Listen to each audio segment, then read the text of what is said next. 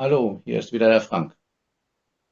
Ich begrüße euch zu diesem Video über das Bremsenquietschen, was man über Lok-Funktionsschalter auslösen kann, wenn man in dem Decoder der Lok entsprechende Konfigurationen vornimmt. Und dieses Video behandelt dann, wie man das, was man im Decoder bereitgestellt hat, dann in iTrain sich zunutze macht. Dieses Video ist also der Teil 2 eines Videosets bestehend aus zwei Videos. Wie gesagt, im ersten Video wird dargelegt, wie man den Bremssound im Decoder so zur Verfügung steht, dass er auch durch einen Lok-Funktionsschalter ausgelöst werden kann. Ich möchte da jetzt nicht im Detail drauf eingehen. Das wird ausführlich in diesem ersten Video behandelt.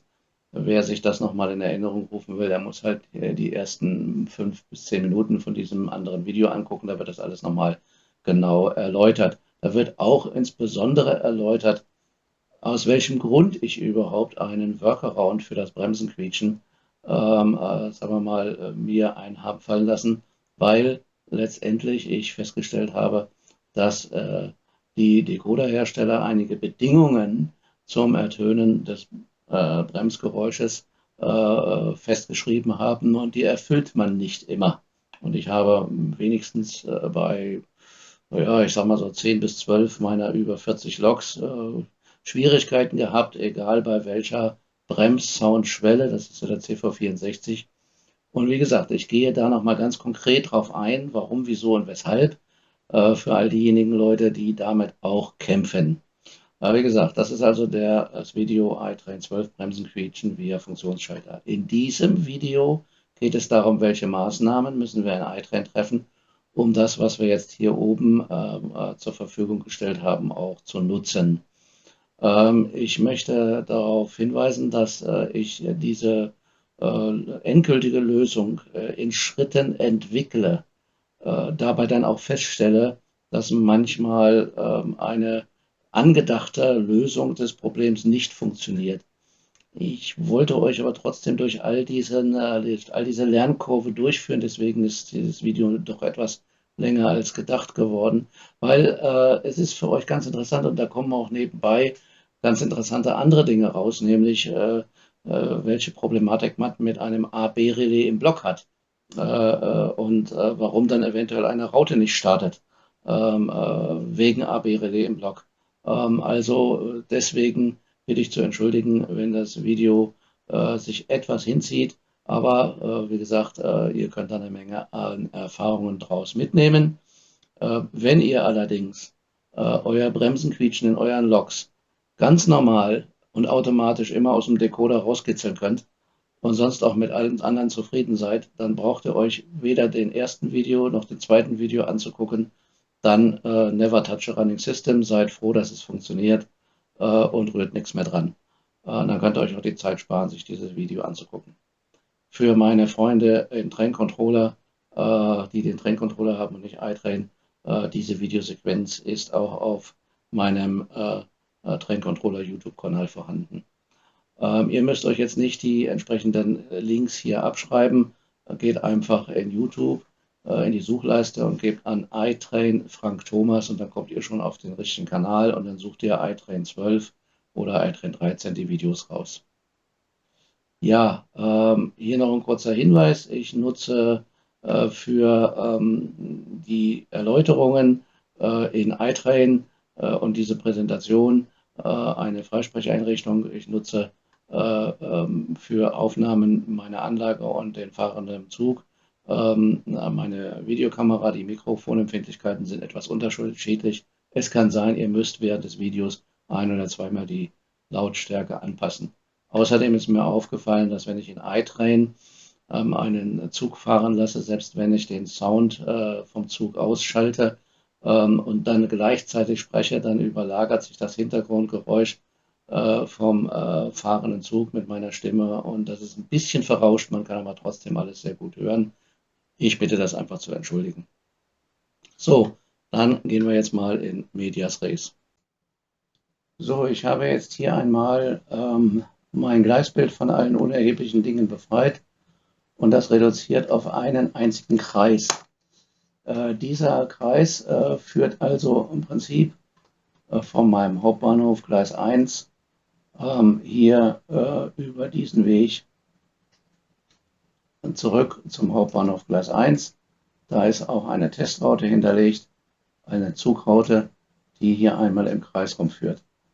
Ich habe mir über eine Aktion die alle Weichen einmal so geschaltet, damit wenn ich irgendwo mit meiner Zugraute starte und ich habe noch die Weichen aus irgendeiner anderen Konfiguration, ich mache hier mal schalte mal zwei Weichen an, die würden jetzt nicht diese Raute führen, obwohl die Raute diese Weichen automatisch selber stellt, kann ich sie hier mit einem kurzen Blick auf kurzen Klick auf diesen Aktionsschalter schaltet er alle Weichen im Prinzip genau in diese eine Richtung rum. So, das ist die Ausgangssituation. Die Ausgangssituation hat ferner den Zug mit der M-Track-Lok voran und wir wollen das Bremsenquietschen auslösen, wenn der Zug hier einfährt und das dessen letzter Zielblock ist und er hier dann letztendlich anhält. Ja, das ist im Prinzip mal die Ausgangssituation und wir werden jetzt uns mal die erste Lösungsmöglichkeit anschauen. Bevor wir zur ersten Lösungsmöglichkeit kommen, müssen wir natürlich schauen, dass in der Lokomotive das Bremsenquietschen richtig konfiguriert ist. Also wir gehen entweder über Bearbeiten Lokomotiven oder hier in diesem Feld, einfach indem wir Eigenschaften aufrufen. Dann kommen wir auch in dieses Menü und kommen auf die Funktionen. So, wir haben hier im Funktionsschalter F9 das Bremsenquietschen hinterlegt. Also mit dem Funktionsschalter F9 lösen wir das Bremsenquietschen aus. Das ist jetzt als Schalter angelegt, nicht als Momentfunktion. Man kann das auch als Momentfunktion anlegen.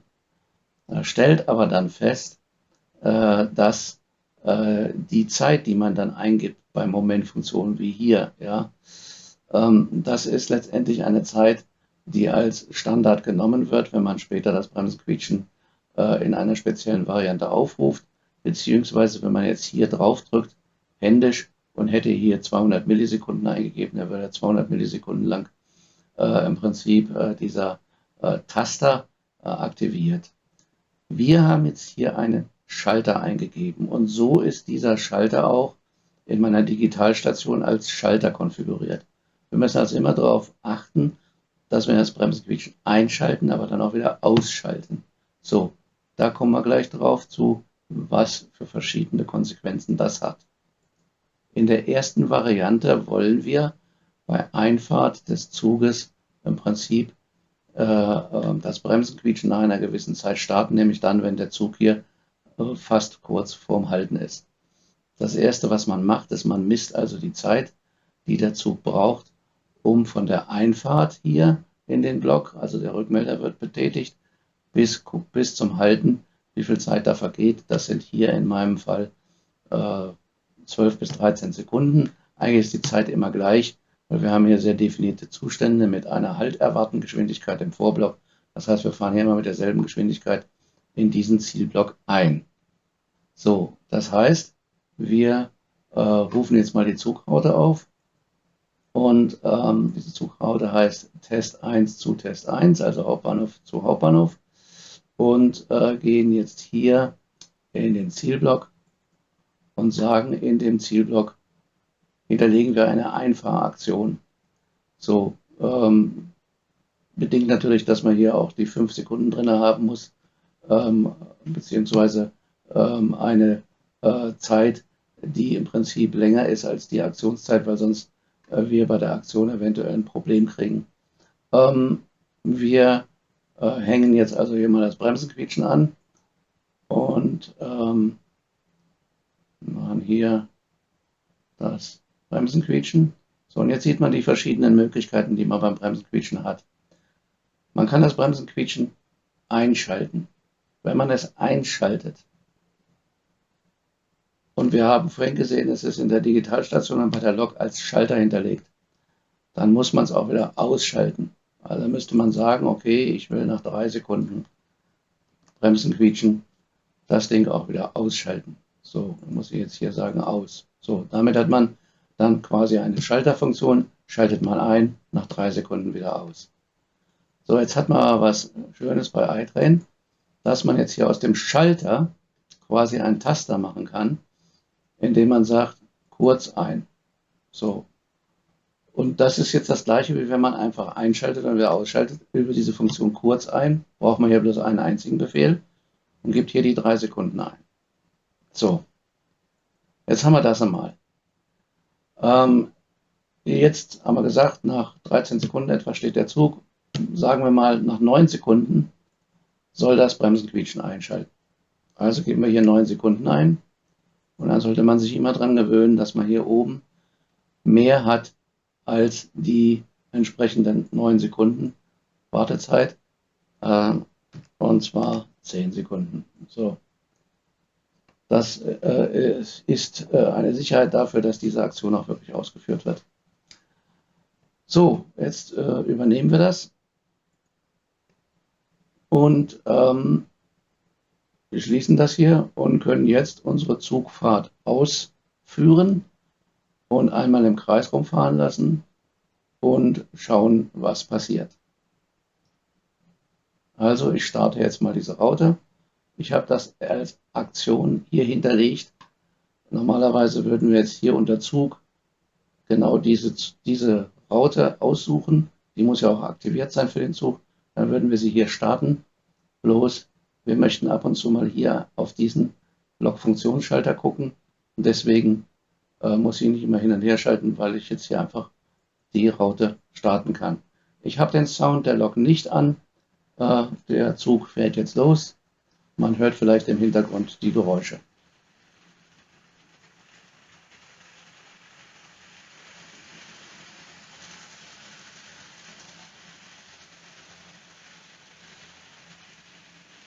Wir sind jetzt hier oben in dem Block mit dem Zug.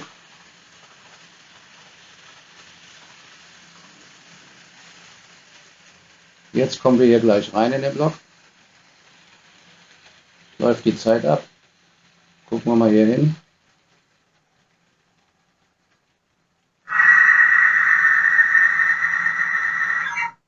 So, was sehen wir?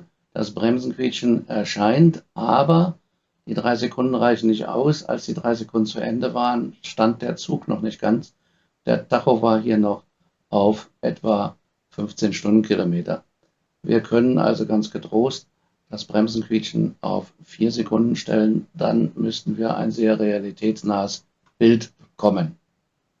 Ich habe jetzt die Bremszeit auf, also das Bremsenquietschen auslösen kurz ein auf 4 Sekunden gestellt. Und jetzt kommt der Zug in den Hauptbahnhof und jetzt wollen wir mal gucken, ob das Bremsenquietschen sich dann abschaltet, wenn auch der Zug steht.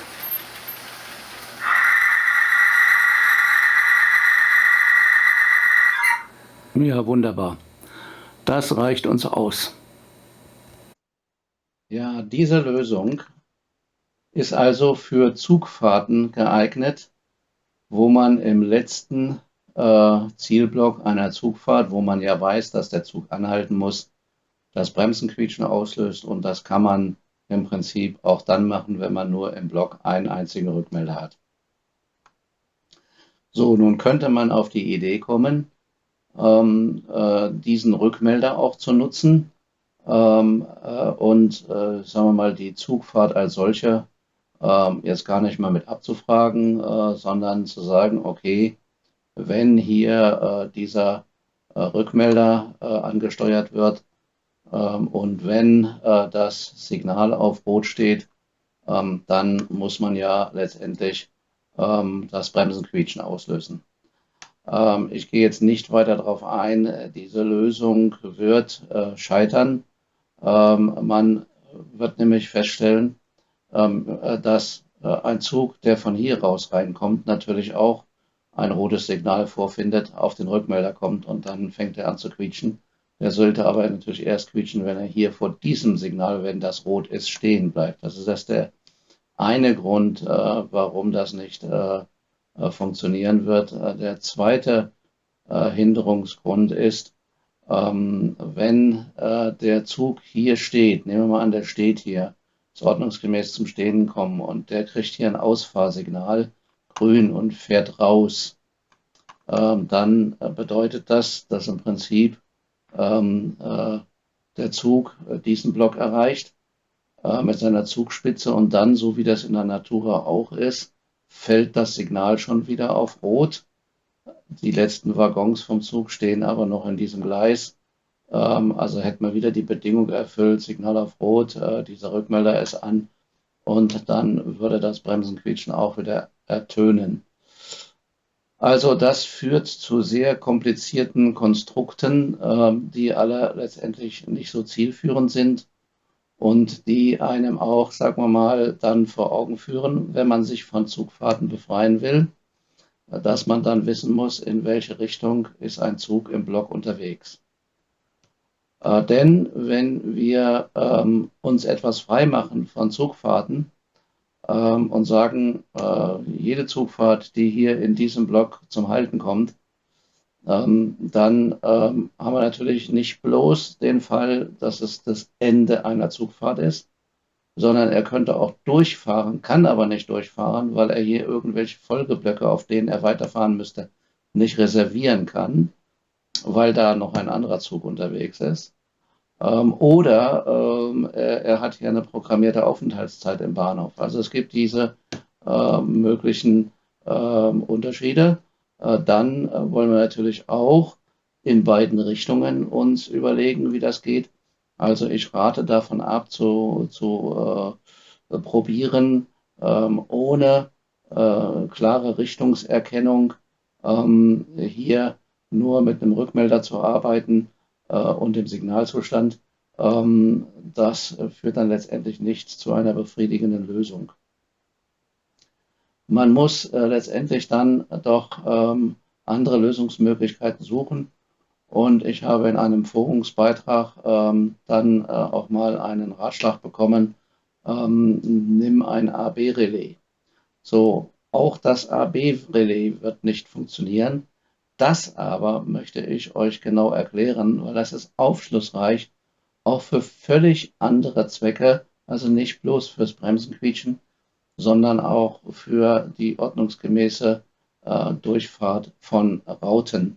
Und deswegen gehen wir auf diese dritte Möglichkeit, auch wenn sie scheitert, jetzt mal etwas näher ein.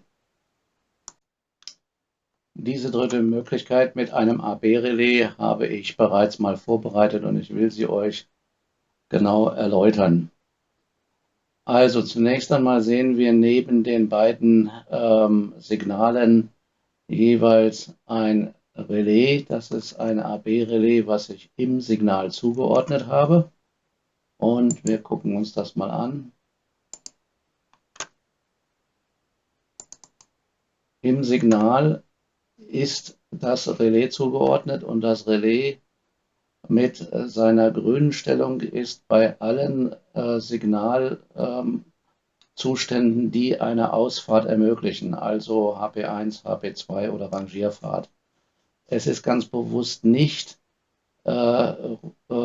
im roten Zustand für Halt hier programmiert.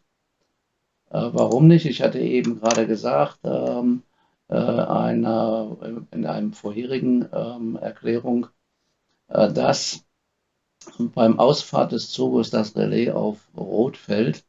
Und wenn dann hier noch als Bedingung hinterlegt ist,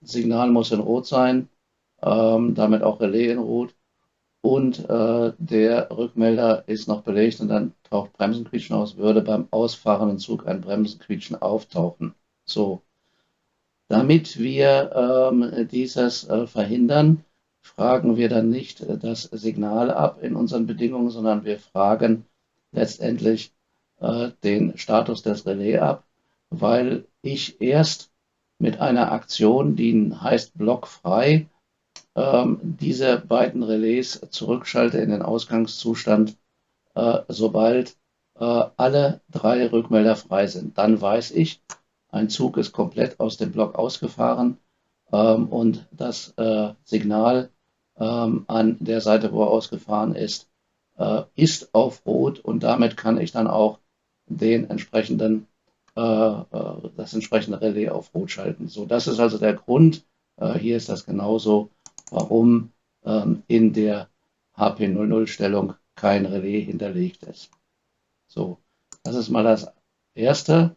Im Block frei, habe ich gerade gesagt, sind im Prinzip die Bedingungen hinterlegt. Alle sind aus und dann schalte ich die beiden Relais auch aus. Auf die beiden komme ich nachher noch zu sprechen. In der dritten Variante, die ich euch gerade erkläre, braucht es halt nur diese beiden, die dann auf Rot umschalten. So, jetzt muss man im Prinzip etwas sagen zum Relais im Block. Das müssen wir im Übrigen noch hinterlegen. Dieses Relais im Block, das haben wir noch nicht getan. Das heißt, wir gehen in den Block rein unter Optionen und hinterlegen hier das Relais, das da heißt Fahrtrichtung im Block 99, 205, 206. So, es ist aber eigentlich nicht die Fahrtrichtung, sondern dieses Relais zeigt eigentlich was ganz anderes an und man kann nur durch indirekte Mechanismen die Fahrtrichtung aus diesem AB-Relais rauslesen. Ich habe das mal hier hingeschrieben. Wenn das AB-Relais auf Rot ist im Block, also das Blockrelais ist auf Rot, dann heißt das, eine Reservierung kommt von oder fährt nach rechts. Das heißt, dieser nächste Block oder die nächsten zwei Blöcke, je nachdem, was vorgegeben ist in einer Zugfahrt, wenn die reserviert werden, entweder bei einem Zug in Richtung in diesen Block hinein oder aus diesem Block hinaus, dann ist das AB-Relais rot. Wenn das AB-Relais grün ist, heißt das, eine Reservierung findet statt aus dem Block nach links heraus oder in den Block von links herein. Ob man jetzt rechts oder links sagt oder vorherige oder nächste, das ist jetzt mal im Augenblick sekundär. So, jetzt kann man natürlich die Fälle, dass ein Zug ausfährt, wir wollen ja genau wissen, ob ein Zug einfährt, dadurch erkennen und verhindern, dass man, wie gesagt, diesen Signalzustand hier abfragt. Also nehmen wir mal an, das AB-Relais ist halt rot und wir haben also hier eine Reservierung. Würde ein Zug hier ausfahren, dann hätten wir einen Signalzustand, der nicht rot ist, sondern anders, also Langsamfahrt, freie Fahrt oder Rangierfahrt. Und dann würde im Prinzip dieses Relais im Signal auf grün stehen. Wir können also durch eine Abfrage Blockrelais steht auf rot und Signalrelais steht auf rot schließen, dass die Zugfahrt nur hinein in den Block erfolgt. Das ist auf der anderen Seite natürlich genau analog. So, also das ist die Unterscheidung und das macht sich dann hinterher auch in unserem Bremsenquietschen-Aktion bemerkbar. Dazu rufen wir das Gleisbild aus und gucken uns an, was in der Bremsenquietschen hinterlegt ist. Da haben wir jetzt hinterlegt entweder, also erstmal eine Oder-Bedingung und in der Oder-Bedingung zwei verschachtelte Und-Bedingungen, das sind die Fahrtrichtungen. Also entweder wir haben das Blockrelais in Rot, dann haben wir festgestellt, entweder in den Block von rechts hinein oder aus dem Block nach rechts hinaus. Aber jetzt kommt diese Abfrage, das Ausfahrrelais muss bitte schön auf Rot sein. Gleichzeitig sagen wir, naja, es geht ums Bremsenquietschen. Wir wollen das Bremsenquietschen auslösen. Das heißt, er kommt hier rein und er darf auch hier nicht weiter rausfahren. Und dann sagen wir, sobald er den linken Rückmelder betätigt, der Zug, steht er kurz vorm Signal oder ist er kurz vorm Signal, muss abgestoppt werden mit Bremsenquietschen. Das ist die Logik hier. Die Logik hier ist also genau andersrum. Das heißt, das AB-Relais im Block steht auf grün. Dann fragen wir als allererstes ab, ist dieses Signal auf rot? Dann heißt das, es fährt kein Zug nach links hinaus. Der Zug, der von links hineinkommt, trifft auf ein Haltsignal und bei Berühren des Rückmelders rechts tritt das Bremsenquietschen im letzten Abbremsvorgang der Lok auf. So, das ist die Logik dahinter und die können wir auch gerne mal ausprobieren und das machen wir jetzt als nächstes. Unser erster Testfall ist, dass der Zug hier seine Kreisfahrt durchführen soll. Ich aber einen Wagen auf dieses kleine Gleisstück, auf diesen kleinen Block hier gesetzt habe.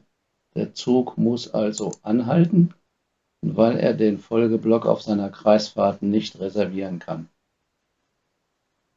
So, die Reservierung ist rot, also von rechts kommend. Das Signal ist ja auch rot und das sagt, er muss anhalten.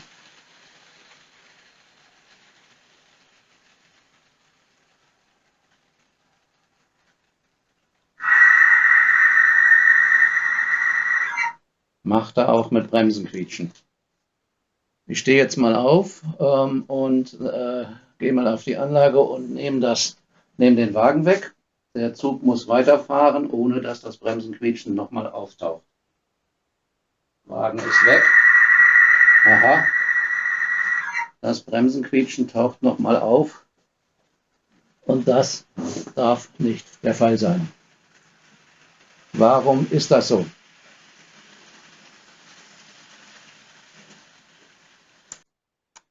Das liegt am Zeitablauf, wie die verschiedenen Relais schalten. In dem Moment, wo ich den Wagen wegnehme, nimmt ja die Zugfahrt die nachfolgenden Reservierungen vor. Mit der Vornahme der Reservierungen wird als allererstes das AB-Relais im Block von Rot auf Grün umgeschaltet, denn es werden ja Reservierungen nach links gebildet. Diese Reservierungen müssen erst erfolgreich gebildet worden sein, bevor das Signal auf Grün schaltet. Wir haben also für Millisekunden einen Zustand, in dem sowohl der linke Rückmelder belegt ist, das AB-Relais den Zustand grün hat, aber das Ausgangssignal noch für Millisekunden den Zustand rot hat.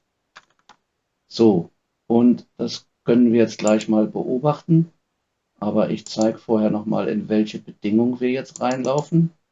Wir laufen jetzt nämlich genau in die Bedingungen eigentlich der anderen Fahrtrichtung rein, nämlich ich habe ein grünes Blockrelais, aber mein Ausfahrrelais ist noch auf Halt.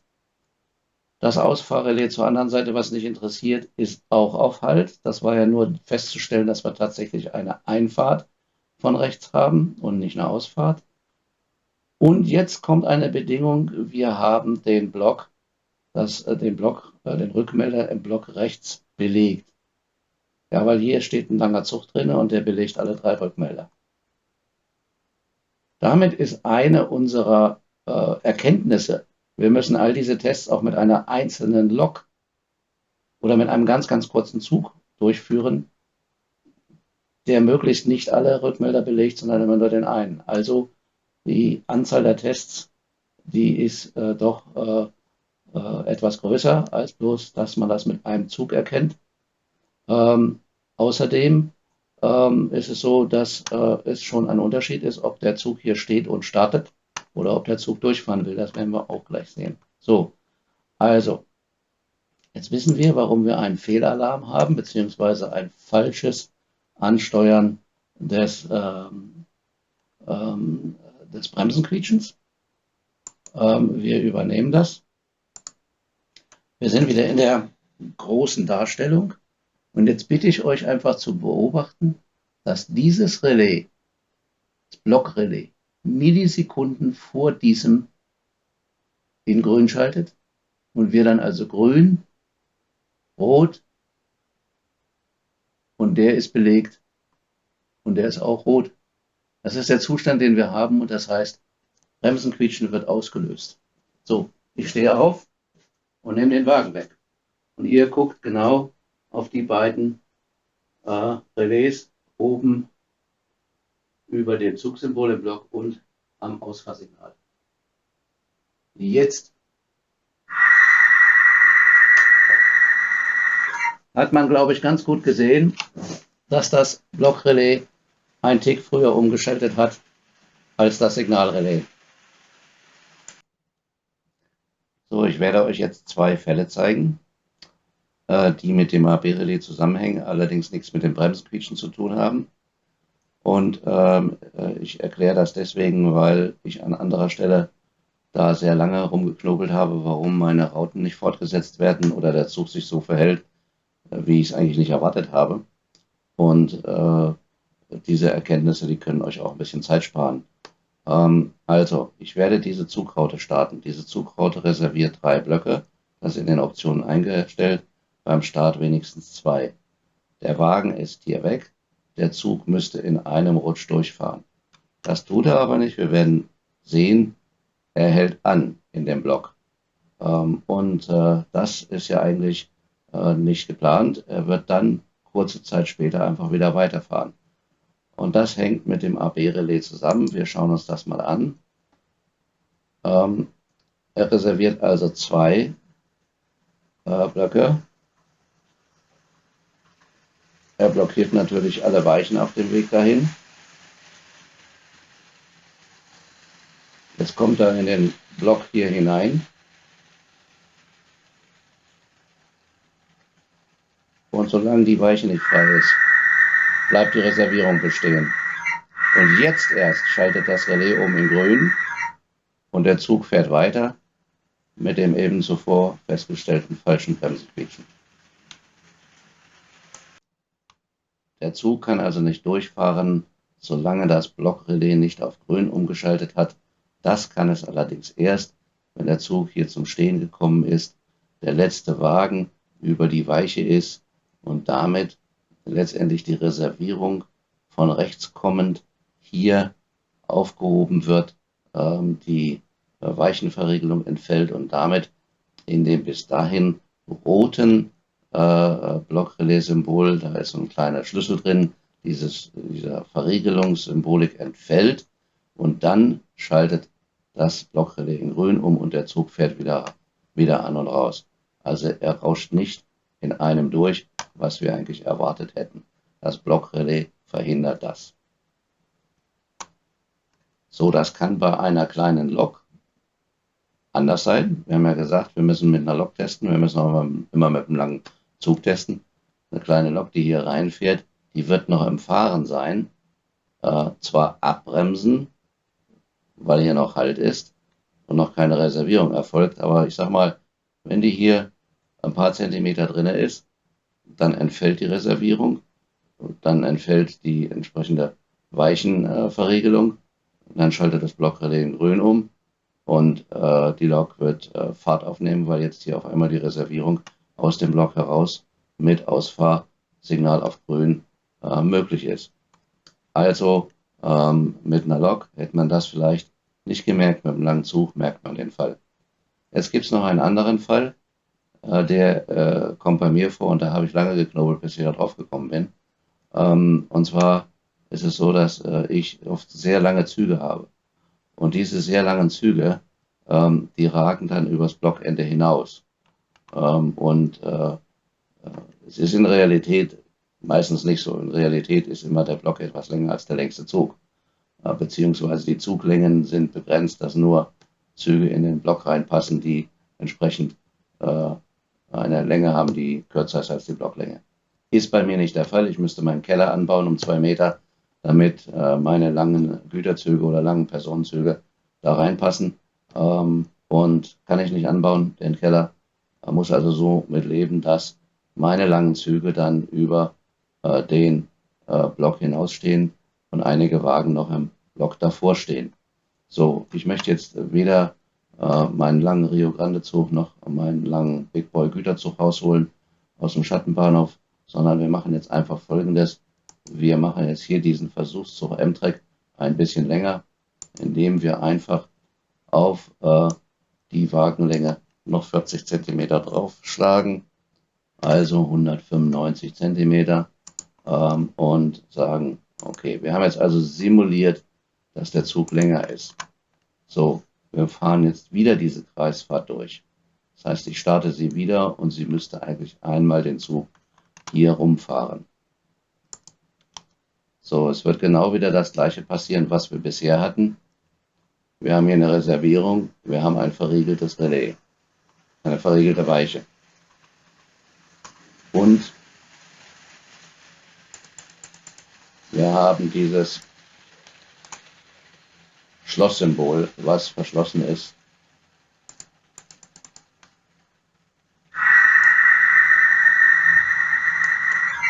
Ja, jetzt kann man es, glaube ich, ganz gut sehen.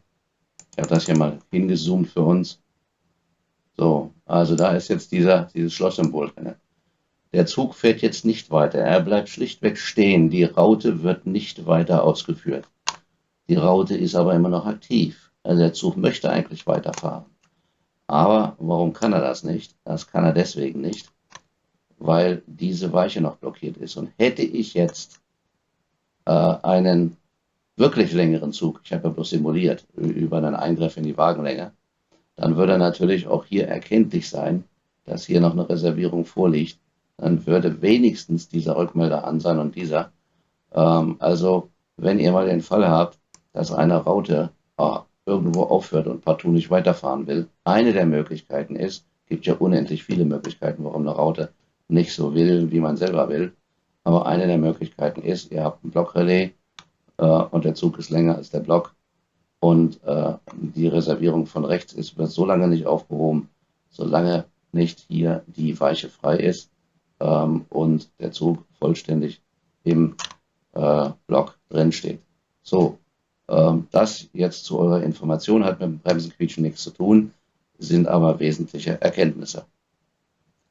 Wir werden uns dann jetzt mit einer weiteren Maßnahme befassen, weil das mit dem AB-Relais für den Bremsenquietschen, das funktioniert nicht. So, und diese neue Lösung ersetzt jetzt das Blockrelais, was nicht mehr vorhanden ist, durch zwei Kombinationen aus Aktion und Relais, um die Fahrtrichtung Richtung nächste oder vorherige festzustellen. Das gucken wir uns mal etwas konkreter an. Wir rufen uns mal diese Aktion auf und schauen, was in der Aktion drin steht. Hier sind alle drei Rückmelder aufgelistet und der Rückmelder rechts ist eingeschaltet, während der mittlere und der linke ausgeschaltet ist. Das ist ein Indiz dafür, dass von hier aus, von rechts aus, ein Zug in den Block einfährt, den rechten Rückmelder betätigt, der und der aber noch nicht betätigt ist. Es könnte aber auch sein, dass hier eine Lok draufsteht und die in diese Richtung ausfahren will. Dann wäre ja auch nur der rechte Rückmelder belegt und die beiden nicht. Also wieder die Kombination Abfrage der entsprechenden Signalrelais. In diesem speziellen Fall ist das Relais natürlich das Wichtigere hier, das 219, 220. Wenn nämlich dieses auf grün stehen würde, dann hätten wir den Fall, dass vielleicht jemand ausfährt, eine Lok ausfährt oder ein kurzer Zug. Es muss also auf rot sein. Naja, und das andere, wir wollen ja das Bremsenquietschen auslösen, wenn man hier nicht ausfahren darf. Das heißt, hier muss das Ausfahrsignal und das passende Relais dazu rot sein. Also hier beide in rot. So können wir davon ausgehen, dass wir den Fall haben, dass der Block in Richtung nächste befahren wird. So, dann hier ganz einfach, dann schalten wir ein Relais an. Es ist schade, dass man ein Relais nicht direkt durch gewisse Bedingungen ansteuern kann, sondern dazu eine Aktion braucht und damit wieder ein Beitrag zum Relaisgrab, das man über die Zeit entwickelt, dazu tut. So, in die andere Richtung haben wir natürlich genau die analoge Konfiguration. Das heißt, wir haben auch wieder alle Elemente wie vorher, nur dass jetzt der linke Rückmelder eingeschaltet wird, während der mittlere und der rechte noch ausgeschaltet sind. Das ist dann ein Indiz, dass in Richtung vorherige ein Zug hier von links nach rechts einfährt. Und es wird dann auch wieder ein passendes Relais eingesteuert, das ich hier rechts daneben nochmal positioniert habe zum Anzeigen. Jetzt wissen wir also, in welche Richtung im Block der Zug unterwegs ist. Jetzt gucken wir uns also noch schnell das Bremsenquietschen an. Das Bremsenquietschen teilt sich jetzt auf in beide Fahrtrichtungen. Also es ist eine Oder-Bedingung, weil es kann ja von links oder von rechts eingefahren werden und dann erfolgen die Bedingungen für Richtung nächste hier in der Und-Kombination und in der Und-Kombination, wenn wir Richtung vorherige fahren. Was finden wir jetzt hier vor? Ich habe noch einen Masterschalter, um Bremsenquietschen an meiner Anlage ganz ein- oder ausschalten zu können. Den habe ich mal vorweggenommen. So, und dann haben wir hier, ein Zug ist in Richtung nächste unterwegs. Das ist also in diese Richtung, also von rechts nach links. Dann ist vollkommen klar, wenn dieses Relais angesteuert wurde, das ist dieses Relais, dann ist das aktiv, dass wir dann das Bremsenquietschen ja nur auslösen wollen, wenn das Signal auf Halt ist. Wir werden also das Bremsenquietschen dann auch nur auslösen, wenn hier das Relais auf Rot ist und wenn der Zug auf den linken Rückmelder trifft. Umgekehrt genau das gleiche, nur mit jetzt den passenden Fahrtrichtungsrelais, mit dem passenden Ausfahrsignal und mit dem passenden rechten Rückmelder. Wir schauen uns nochmal genau das Bremsenquietschen an, und zwar wie wir das auslösen. Und da ist es ganz wichtig, dass wir jetzt hier das grundsätzlich machen für alle Züge im Block. Das heißt, man muss zunächst einmal bei der Ausführung den Typ aktueller Zug nehmen und den Block eintragen und dann kann man die Zugfunktion aufrufen. Würde man hier im Prinzip statt aktueller Zug den richtigen Zug eintragen, also hier jetzt den M-Track-Zug, ja, dann würde dieser hier, nämlich nur der M-Track-Zug, im Prinzip hier Bremsen, Quietschen auslösen. Man kann dann diesen oberen Befehl aktuell löschen und wir hätten dann nur diesen einen Befehl, der jetzt blau hinterlegt ist. Aber genau das wollen wir ja nicht. Wir wollen eine möglichst generische Lösung. Wir sagen also immer hier an dieser Stelle aktueller Zug und müssen dann aber vorher im Prinzip in diesem Befehl den Typ aktueller Zug und den Block eintragen. So, das mal hier kurz dazu. Und was dann auch ja, klar ist, in dem Block frei setzen wir die Relais der Signale auf Rot zurück. In dem Moment, wo alle Rückmelder im Prinzip frei sind, das heißt, der Zug ist komplett raus aus dem Block. Und außerdem setzen wir diese beiden Fahrtrichtungsrelais auf inaktiv.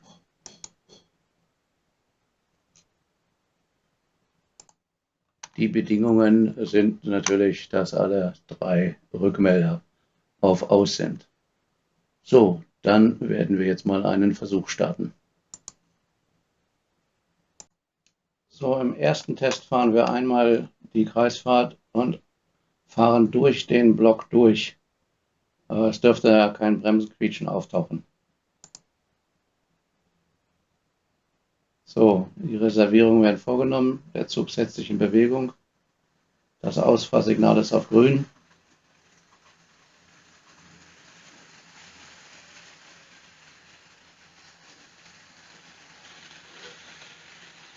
Der Zug befindet sich hier.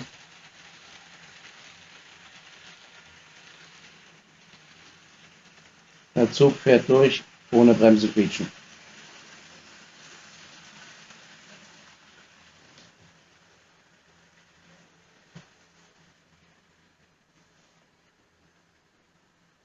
Er hält jetzt hier in dem hinteren Block an. Da habe ich auch schon das Bremsenquietschen entsprechend programmiert. Jetzt habe ich mir wieder den Wagen hier hingestellt. Ich starte die Zugraute und die geht jetzt natürlich nur bis in diesen Block. Das Signal bleibt auf Rot. Jetzt müsste das hier kommen gleich. Nächste. Genau. genau, weil alle Bedingungen erfüllt sind.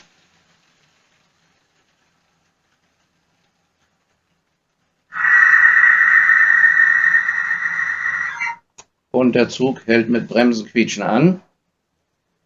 Ich werde jetzt den Wagen wegnehmen. Wagen ist weg. Zug fährt weiter ohne Bremsenquietschen. So, jetzt machen wir mal einen Test mit einem sehr kurzen Zug. Das hatte ich ja vorhin gesagt, dass man mal also sehr, sehr kurze Züge ausführen muss, um den Test entsprechend auch noch damit zu verifizieren. Die Lok ist zwar klein, aber macht einen höllischen Lärm.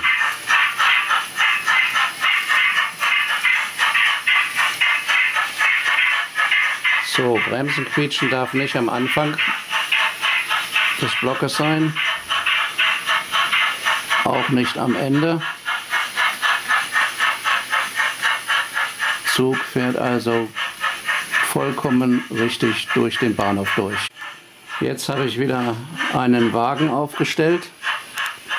Den sieht man dann auch gerade hinterm Stellwerk stehen. Der Zug müsste also hier ankommen und mit Bremsenquietschen anhalten.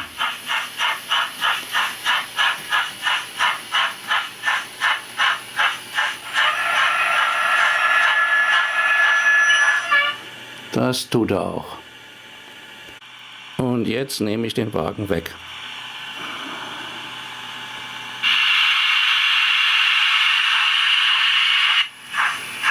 So, und der Zug fährt ohne Bremsenquietschen aus. Damit ist auch dieser Test bestanden.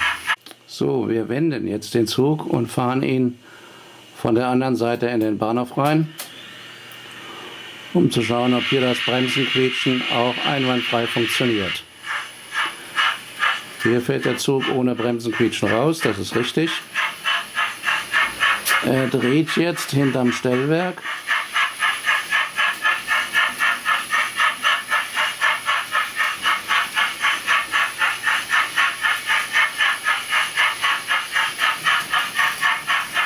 So, kommt hier zurück. Quietscht auch nicht beim Einfahren. Müsste aber mit Quietschen vor diesem Signal anhalten.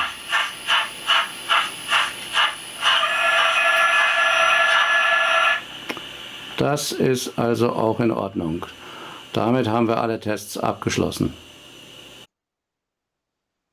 Ja, damit sind wir jetzt eigentlich durch und ich möchte noch mal kurz zusammenfassen. Was wir also brauchen, sind erstens mal Ausgangssignale an den Blöcken, damit wir feststellen können, ob dort angehalten werden muss. Man kann leider in iTrain diesen Zustand nicht ohne ein solches Signal abfragen. In dem jeweiligen Signal muss man dann ein Relais hinterlegen. Hat man kein Signal, muss man eins nachrüsten, selbst wenn es nicht auf der Anlage steht. Das habe ich vorhin schon mal erklärt. Das sind dann so eine virtuellen Signale, wie hier zum Beispiel. Die heißen dann auch so, nämlich VIS, virtuelles Signal. Und dann muss man die Fahrtrichtung erkennen im Block durch eine Aktion und ein Relais, vorwärts wie rückwärts, beziehungsweise nächste wie vorherige. Und man nimmt die gesamten Bedingungen und macht eine Aktion fürs Bremsenquietschen. Und zum Schluss muss man diese beiden Relais und dies auch noch wieder inaktiv schalten bzw. auf Rot schalten, wenn der Zug den Block verlassen hat und alle Rückmelder im Block frei sind. Man kann sich jetzt unschwer vorstellen, wie viel Arbeit und wie viel Aufwand das ist, wenn man eine große Modellbahnanlage mit Hunderten von Blöcken hat, um das alles nachzurüsten. Man sieht das hier bei mir auf einer Lasche, die ich absichtlich nicht bezeichnet habe, aber sie heißt eigentlich Bremsenquietschen. Jetzt könnt ihr euch das mal ansehen, was ich da alles getan und getrieben habe. Ich habe mir noch immer noch die entsprechenden Signale. Hier sieht man zum Beispiel virtuelles Signal, die musste ich dann auch erst noch einrichten. Also das war Arbeit ohne Ende, ähm, weil, wie gesagt, die Decoder bei mir nicht immer das gewünschte Ergebnis automatisch erbringen, nämlich dieses Bremsenquietschen, wenn der Zug anhalten muss. Und das sind jetzt noch nicht einmal alle Blöcke. Ich bin noch nicht fertig, fehlen also auch noch im Schattenbahnhof. Gerade da ist es wichtig, über die Geräusche mehr mitzubekommen, obwohl ich habe Kameras, die den Schattenbahnhof überwachen. Aber da habe ich bisher nur ein ganz paar drin. Ja, ähm, wohl dem, der in seiner Anlage bei allen Decodern das Bremsenquietschen automatisch rauskriegt, der braucht das jetzt alles nicht umzusetzen und kann froh sein, wenn es so funktioniert, ohne all diese Maßnahmen.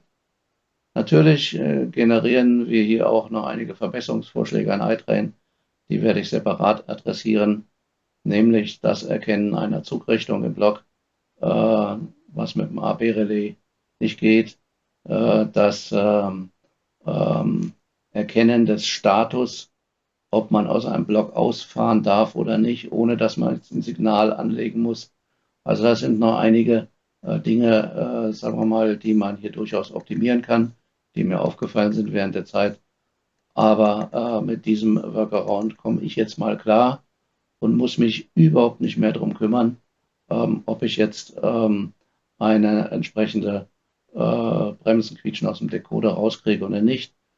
Und wenn ich, das kommt ja auch ab und zu mal vor mir, eine neue Lok kaufe, dann fackel ich nicht groß. Dann wird schlicht und ergreifend das Bremsenquietschen auf den Soundslot gelegt, den ich mit dem Funktionsschalter verbinden kann und fertig ist es. So, damit sind wir eigentlich am Ende und sehen hier zum Abschluss noch einmal, welchen Video wir jetzt gerade gesehen haben. Hier den rot umrandeten iTrain 13 Bremsenquietschen Workaround. Und wie gesagt, dem vorausgegangen sind alle Maßnahmen, die ich im Decoder gemacht habe. Das waren ja hier, es war ein eigenes Video. Ja, ich hoffe, ihr habt dieser Videosequenz einige Anregungen entnommen, die ihr verwerten könnt. Und dann danke ich für eure Geduld bei diesen doch sehr umfangreichen Videos und sage Tschüss, bis zum nächsten Mal.